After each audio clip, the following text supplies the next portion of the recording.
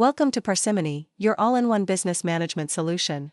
In this video, we will guide you through creating a prospect step-by-step to help kickstart your customer relationship management process. First, log into your Parsimony account and click on the CRM module on the sidebar menu.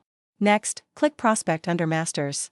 To create a new prospect, click the Add Prospect button at the top menu. Here, you can enter the prospect's details such as company name and customer group. Ensure all the mandatory fields are filled out accurately. Next, input the prospect's name in the designated field. Then, type the email address so you can easily communicate with them. Assign a company to this prospect by entering their name from the bar menu. This will help streamline the sales process and track progress efficiently. Then click Save. Now, click the Address and Contact tab and click the New Address button, then fill in the needed field and set your primary address, then click the Save button.